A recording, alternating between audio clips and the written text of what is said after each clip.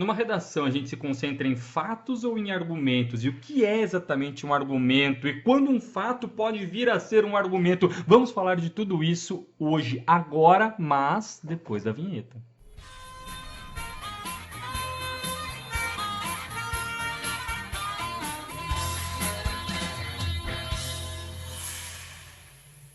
O grande foco nosso aqui nesse primeiro momento do nosso curso de redação online é justamente a montagem do planejamento, certo? Você já percebeu que um bom texto necessariamente foi um texto bem planejado. Planejamento é esse momento em que eu vou traçar o caminho a seguir. É o momento em que eu estou no labirinto, mas aí eu saio do labirinto, olho para ele de lá de cima e vejo o caminho que eu vou traçar. Aí eu posso voltar para o labirinto e fazer o caminho que eu tracei previamente, né?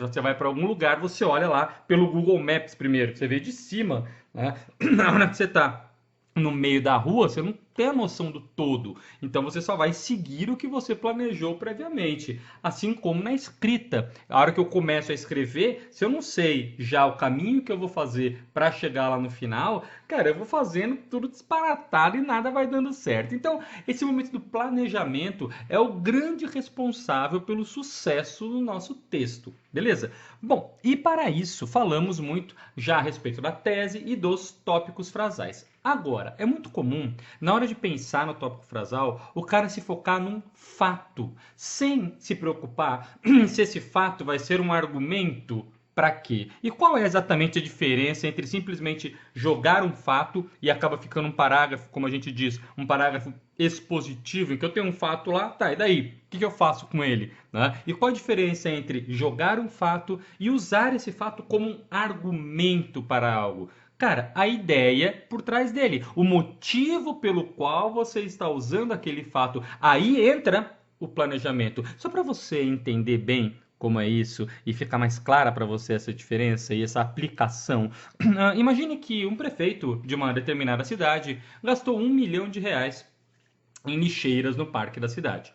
Certo? Então trouxe lixeiras importadas, né? Lixeiras que quando a criança joga um papel lá dentro, a lixeira pisca, acende luz, fala obrigado com a voz do Mickey. São lixeiras sensacionais. E o prefeito deu R$ 1 milhão para essas lixeiras.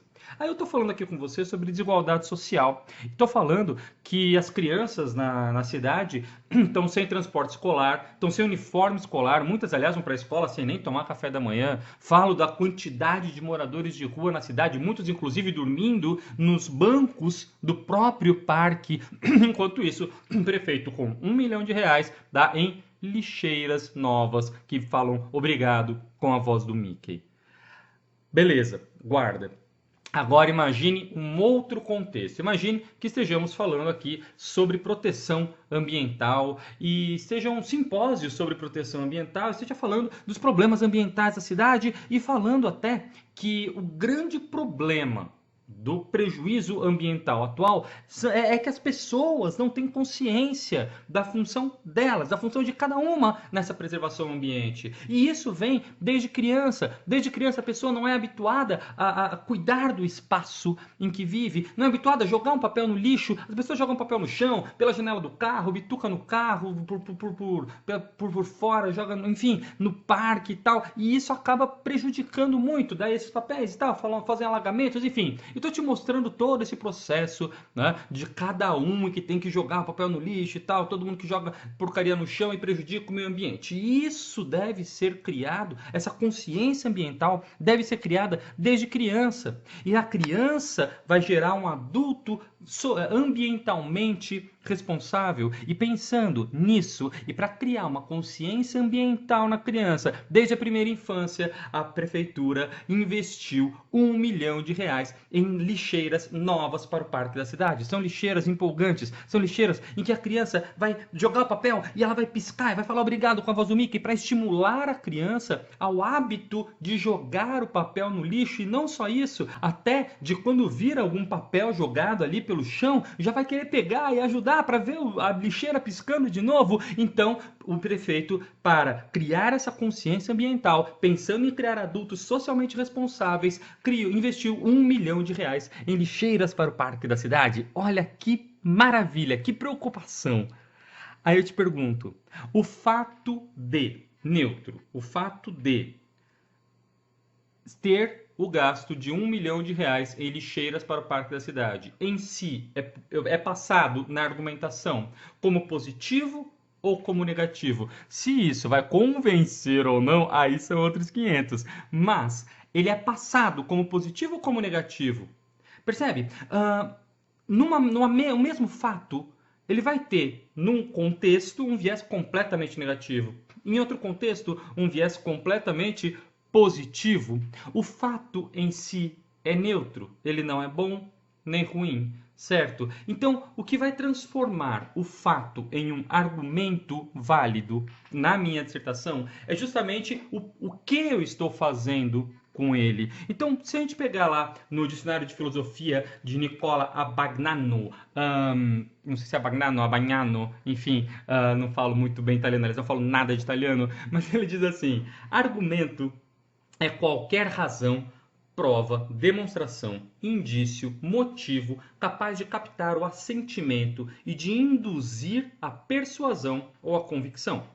Argumento é qualquer coisa que dá fé, segundo a excelente expressão de Cícero, isso é, que de algum modo produza um grau qualquer de persuasão. Então, essa é a intenção do meu argumento, é alcançar a persuasão, é dar fé à minha ideia, no caso, à minha tese, e no caso também ao meu tópico frasal, que é o que vai fortalecer a minha tese. Se você ainda não está sabendo o que eu estou falando quando eu falo em tópico frasal, assim que terminar esse vídeo, volta para o vídeo anterior. Eu vou deixar para você aqui na descrição do canal o link da playlist para você ver desde a primeira aula, tá? Tópico frasal é a aula número 3, mas assiste desde o começo para entender a lógica toda, beleza? Bom, o que isso significa? Falando para os fatos e para os argumentos. O meu tópico frasal, então, nunca vai ser um fato. Por quê? Seria como numa dissertação eu simplesmente chegar para você e falar: olha, o prefeito investiu R$ 1 milhão em lixeiros no parque da cidade. Tá? E aí? Aí você fala assim: ah, mas se eu citei o fato, é óbvio que isso é porque é ruim. E o outro fala: não, é óbvio que isso é porque é bom. Cara, depende de como um ou outro está analisando esse fato. Então eu preciso ser muito didático com o meu leitor em por que eu estou usando cada fato. Lembra, o leitor não está dentro da sua cabeça. Se você não explicar para ele o porquê você está fazendo cada coisa, cara, ele não vai saber. E aí você vai estar perdendo o domínio da argumentação. Vamos dizer assim, você precisa ter certeza de que ele está fazendo daquele fato a interpretação necessária, a interpretação que você quer que ele faça. Por isso, o foco do seu parágrafo não é o exemplo, o foco do seu parágrafo não é o dado estatístico, o foco é a ideia, o foco é o tópico frasal. Olha só, vamos pensar nisso aqui, ó. Fato. Singapura registrou em 2012 apenas 11 casos de homicídio, uma taxa de 0,2 casos a cada 100 mil habitantes. Pronto, imagina que eu te fale isso num texto. Tá, e daí? Eu faço o que com isso? Eu provo o que com isso? Na minha cabeça está muito claro porque eu quero isso. Mas se eu só te falar esse fato, tá claro para você por que eu estou dizendo isso? Acredito que não, né? Agora, vamos ver um parágrafo inteiro usando esse trechinho? Olha lá. Considerado o primeiro país do mundo em maior nível de educação, Singapura registrou em 2012 apenas 11 casos de homicídios, uma taxa de 0,2 casos a cada 100 mil habitantes. Números bem distantes do Brasil, que no mesmo ano, ocupando a penúltima vaga no ranking educacional, alcançou o índice de 29 assassinatos a cada 100 mil habitantes.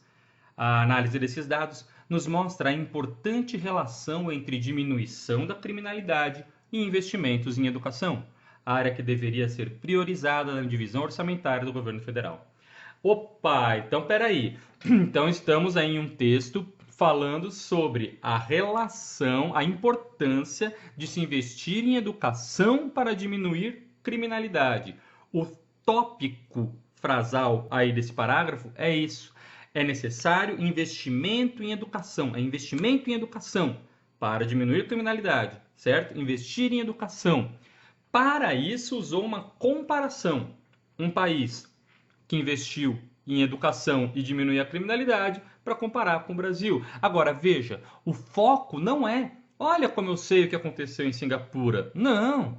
O foco é a ideia por trás. Da ideia é que eu chego, ok, preciso fazer uma relação entre criminalidade e educação. O que eu posso fazer? Ah, já sei, vou falar de Singapura. É inverso o caminho. Mas eu preciso, aliás, eu preciso deixar bem claro para o meu leitor por que eu estou fazendo essa relação. Só assim o meu fato realmente vai ser usado como um argumento. Então, voltando ao que eu te falei, ilustrando agora. Veja, lembra desse planejamento que a gente fez aqui? O tópico frasal não é fato. O tópico frasal é ideia. Os fatos no meu planejamento, e é muito importante que você faça um planejamento com essa cara aqui, com esse organograma. Por quê? Porque aqui você vai ter certeza de que todos os tópicos frasais estão diretamente relacionados à tese. Se você for fazer um tópico frasal daqui e daqui você puxar outro, cara, não vai virar parágrafo isso. Aqui vai ser a sua introdução, primeiro parágrafo, segundo parágrafo. Certo? Como já comentamos. Agora, veja como aqui são ideias e não fatos. Vamos fazer uma experiência? Imagine que eu vou pegar um tema, FUVEST 2012, um tema antigo, mas que é um tema bem fácil de a gente se posicionar, só para trabalhar aqui como exemplo. E também é um tema que poderia cair hoje em qualquer prova, vestibular, concurso. Participação política, indispensável ou superada? Se quiser ver a proposta inteira, vai lá na FUVEST 2012 e busca nas provas anteriores, é bem fácil de se encontrar. Bom, só quero usar como exemplo. Imagine então que eu vá ter a minha tese, quis usar esse tema porque o posicionamento é bem claro, a tese é bem simples, ou é indispensável ou é superada, certo? Para a gente trabalhar bem simples. Então vamos dizer que a participação ativa na política é indispensável. Vou falar isso. A participação ativa na política é indispensável. Esse vai ser a minha tese, o meu recorte, é isso que eu vou defender. Cara, vou fazer aqui uma possibilidade de planejamento. Ah, que eu faria diferente? Ótimo, ótimo. Cada um vai ter a sua bagagem, cada um vai ter o seu método de raciocínio. Aqui, como ainda é o começo do nosso curso, eu vou usar aquele esquema do que eu já falei para você, dos argumentos em paralelo. O que são os argumentos em paralelo? Você pegar a tese e ver dois pontos que vão fortalecer diretamente relacionados à tese, como a gente tem visto. Eu vou fazer aqui com 3, pensando em redações de maior extensão, de 65 a 70 linhas, como no caso do CACD, mas se você quiser fazer também no vestibular, basta usar 2 argumentos, beleza? Como já falamos sobre isso. Bom, participação ativa na política é indispensável, legal. Aí eu vou fazer para os argumentos em paralelo, vou olhar para esse cara aqui e vou perguntar, por quê? Por que participação ativa na política é indispensável? Por quê? O porquê é o que vai me dar as respostas dos meus tópicos frasais. Então, a resposta, porque a política influencia no cotidiano. Então, o cara tem que participar. Ah, ótimo. Então, olha o meu tópico frasal. Eu vou mostrar que a política influencia no cotidiano. Então, eu vou falar da influência da política no cotidiano. Mostrando a influência da política no cotidiano, eu consigo mostrar a necessidade da participação política. Ótimo. Então assim eu tenho um tópico frasal. Eu tenho uma ideia específica, pontual, que vai realmente me convencer a tese. Na minha cabeça já a relação está feita. Ótimo. Eu que vou escrever, então para mim essa relação tem que estar clara para eu poder passar para o papel. Mas é preciso de mais, tá? E por que mais? Bom, porque é preciso escolher os seus representantes. É pela participação política que você garante a escolha dos seus representantes. Cara, eles vão te representar e você participa de quem escolhe, você participa na escolha de quem vai te representar. Ué, isso é natural? Bom, então, a política influencia no cotidiano. É importante participar. Escolher o representante é importante. Você participar da escolha de quem vai te representar é importante. Então, você tem que participar. Tá, e por que mais? Lembra que eu te falei, eu quero fazer 3 parágrafos, certo? De argumentação. Então, preciso de mais um tópico frasal. Não vou enrolar mais. Não, vou fazer mais um tópico frasal. Então, já sei qual é a importância da política, já participei do processo de escolha. Tá, então e aí depois? Bom, depois você vai fiscalizar os escolhidos. Então, a participação ativa e constante, certo? Então, o que eu mostro aqui? Cara, primeiro, a política em si exige uma participação ativa porque ela influencia no seu cotidiano. Beleza, vai dar certo. participar da escolha dos representantes é importante. Ok, então participa da política. E, mesmo depois de escolhido, a constante fiscalização dos escolhidos para ver se a representação está justa. Ah, ótimo. Então você sempre tem que ter uma participação ativa na política. Meus tópicos frasais estão resolvidos. Viu? Ideias. É agora que eu vou começar a pensar nos fatos que vão comprovar essa ideia, porque o tópico frasal, o eixo do meu parágrafo vai ser sempre passar a ideia, como a gente viu lá no outro exemplo. Então, bom, como eu vou mostrar que a influência da política no cotidiano é constante, que a política realmente influencia no cotidiano? Ah, já sei, eu vou começar falando de Aristóteles, né? Falando que desde que Aristóteles já tinha essa noção de que a política visa a coletividade e não a um único elemento, certo? Aí posso mostrar, né, como essa política influencia nessa coletividade. Pelo preço dos produtos, enfatizando a gasolina, vou falar dos impostos, que são decididos por métodos políticos, vou falar de educação pública e transporte público. Ótimo, maravilha. Bom, isso aí são alguns pontos que eu consigo exemplificar bem, mostrando o cotidiano, decisões políticas influenciando no cotidiano. Beleza. E aí, eu vou terminar mostrando que o não envolvimento é simplesmente uma aceitação do fato como está, certo? O envolvimento, o engajamento é uma luta por uma melhoria desses seus próprios direitos. Se você não se envolve, você está simplesmente aceitando como está. Beleza. Fechei meu parágrafo, mas olha os fatos aqui, ó. Então eu não vou botar aqui, vou falar do Aristóteles. Aristóteles. Não. Não vou falar aqui preço da gasolina. Não. Não vou falar aqui, não. Eu vou falar aqui influência da política no cotidiano. Tudo que eu estou colocando aqui no meu parágrafo, eu tenho em mente que é para cá. Claro, eu posso usar o argumento educação pública, o fato, aliás, educação pública, como argumento para inúmeras teses. Veja, mesmo que a gente estava falando lá de Singapura, falava sobre educação, mas eu falar de educação na proposta anterior, comparando Singapura, Brasil, criminalidade, investimento em educação para combater a criminalidade, falar sobre educação ia ter o mesmo fato, teria uma outra finalidade do que vai ter aqui, que é para falar da participação ativa na política. É um subargumento de algo, não é o todo. E eu preciso ter isso muito claro para mim. Se não tiver claro para mim, como que eu vou deixar claro para o leitor? A mesma coisa que eu estiver falando alguma coisa aqui que eu mesmo não sei o que eu estou falando. Sei lá o que é isso, eu vou falando, vou te enrolando aqui. Cara, se eu não tenho claro para mim, como eu vou deixar claro para você? Percebe?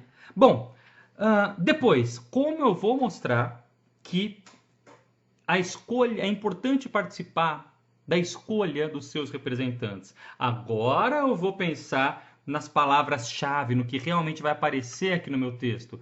Vou falar do processo constante de democratização, nessa busca por uma representação justa e legítima.